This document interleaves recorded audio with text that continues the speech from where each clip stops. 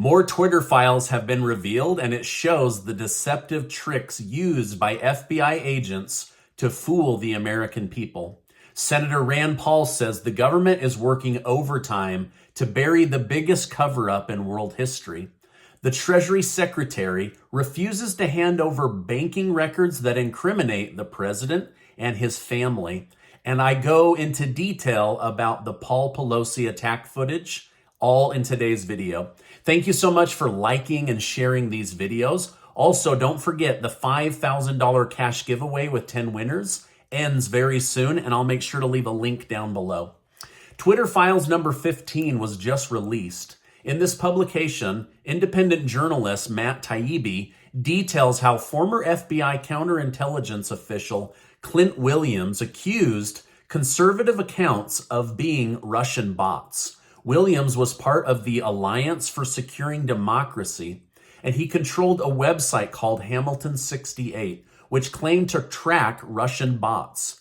Twitter's former head of trust and safety, Yoel Roth, commented about the situation in a private email. He stated, "I think we just need to call this out on the BS that it is." He claimed the Hamilton website falsely accuses a bunch of legitimate right-leaning accounts of being Russian bots. So basically, this FBI agent, to save democracy, faked a website and a Russian bot tracker in order to wipe out conservatives. Like, how does this protect democracy? So Yoel Roth called this out for what it was, a fake FBI agent using Russian propaganda with Russian hackers to attack the enemy on the other side, which was conservative influencers on social media. Major news companies also used this false data to publish stories claiming real trending hashtags, such as hashtag deep state, were fueled by Russian bots and not real people. When Yoel did an investigation into the dashboard, he found that they were accounts by pro-Trumps and that they were conservative-leaning Americans, but that they were being labeled as Russian bots. Yoel ultimately concluded that real people need to know they've been unilaterally labeled Russian stooges without evidence or recourse. So this head at Twitter knew these accounts were real people and that he was being manipulated to behave in a certain direction so that this FBI agent could basically label people as Russian influence peddlers. Let me know what you think down below. Is this corrupt? Does this really help democracy by making us hate each other, by spreading propaganda that is absolutely false in the name of truth and democracy? Senator Rand Paul said his team is actively working to bring the truth to the American people about the government's role in COVID and the cover-up of the lab leak theory. However, last night he told reporters that the federal government is working overtime to mark important documents he requests as top secret so that he's not allowed to use them, look at them, or reference them. So, I mean, let's just call this out for what it is. This is a cover-up for Dr. Fauci and also for the federal government for their role in deceiving and manipulating the American people. Now, why do you think the White House would work overtime to label these as classified and top secret? Is this to cover for Fauci? Is this to cover for China? Is this to cover for the White House? Let me know your thoughts down below. But to me, this is wild. Like, they are absolutely trying to protect and cover up this story. The United States has just announced that they have killed an ISIS leader on the orders of President Joe Biden. The U.S. military conducted the operation on Wednesday in northern Somalia, which resulted in the death of 11 ISIS members. The original plan was to capture the leader alive. However, this cell of individuals responded with violent behavior. And so to avoid risk of civilians and soldiers, they were taken out. and luckily nobody died other than the targets. Now, despite being leader of the free world and making these highly complex decisions, President Joe Biden can't stop himself from embarrassing himself. While he was addressing the state of the economy, he joked about how people thought he was stupid because he once told people to sit down in a room with no chairs. Later during the same speech, Biden stated, "No president added more debt in 4 years than my president. I misspoke. 25% of our economy is debt." Now, neither made sense in context, and both were very confusing. So it seems Biden also did not know what he was talking about. But maybe it was a teleprompter issue, because we know how smart he is. Now, speaking of President Biden, the U.S. Treasury has denied a request from the House to disclose flagged reports concerning the Biden family business dealings. Check this out. Banks in the United States labeled 150 financial transactions as suspicious from Hunter and James Biden.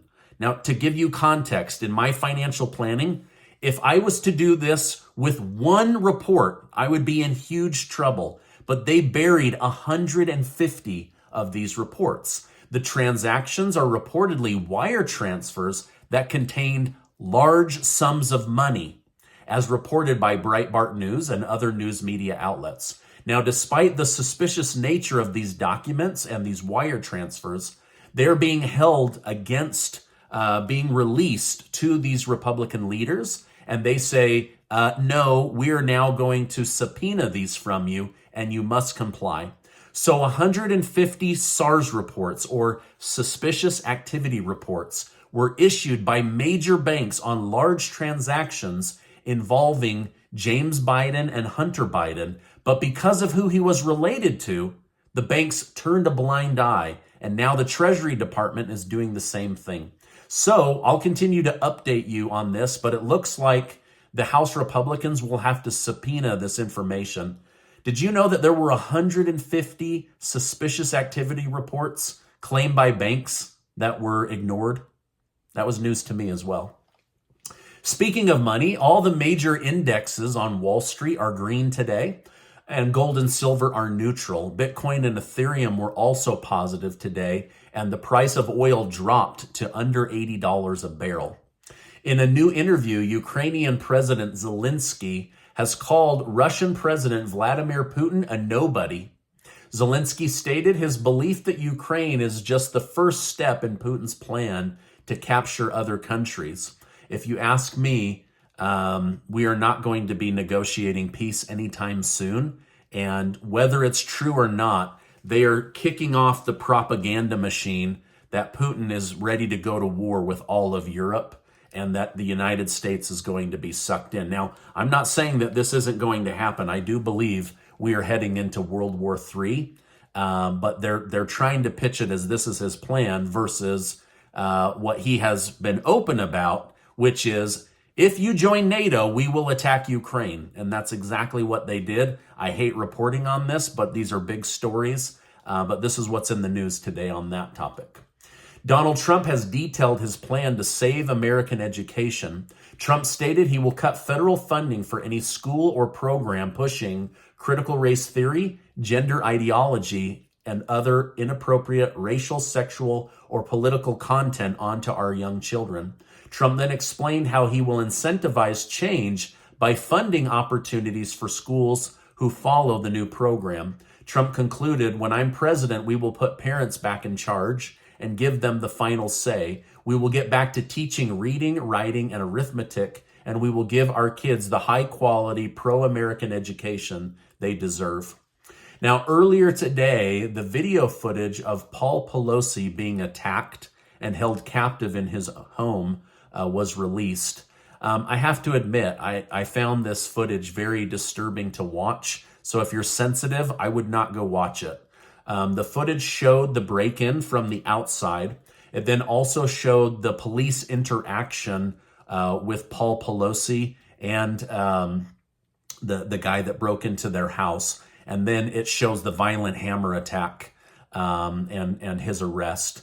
I also listened to the 911 call It was very interesting in hindsight to listen to a confused Paul Pelosi try to cryptically convey to the 911 operator that he was in trouble. So a lot of things were taken out of context in the news. So I'm glad that they released this because I wanted to see and hear it with my own eyes. Even though I don't particularly care for the Pelosi family, it was hard to watch a fellow human being be attacked. So anyway, very interesting. I'm glad they released this to the public. Earlier today, the RNC and the Republican National Convention met to vote on the party's convention leader. The group re-elected Ronna McDaniel for a 4th term, so she will carry the Republican Party forward through 2024. Republicans and Democrats in Congress have finally agreed on something. Members of Congress with the right security clearance should be able to know what the classified documents were at Trump, Biden, and Pence's home. They say keeping this hidden from Congress is wrong, and it's also fueling speculation about what these documents contain. Representative Adam Schiff has announced he is running for the Senate in California. He said he wants to stay in politics because the biggest threat to our country is Donald Trump and a Republican-led House of Representatives. Let me know in the comments down below, is the biggest threat to the country a House-led Republican-led House of Representatives and Donald Trump?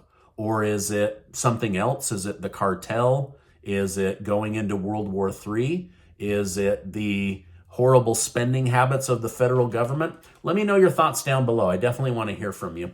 Okay, now this will be ending very, very soon, but Casey and I, thanks to generous video sponsors, are giving away $5,000 in cash. Also, the opportunity for 10 of you to work with me personally on your financial and debt situation. And I'm really excited to be able to do that. And I'll make sure to leave a link down below. Now, before you go, I want to remind you that you are amazing. I really, really believe that. And I appreciate you stopping by today. Make sure to check out this super important video and get subscribed to the channel. Hey, there's a lot of places to get your news today, so I appreciate you stopping by today, and I'll see you on the next video.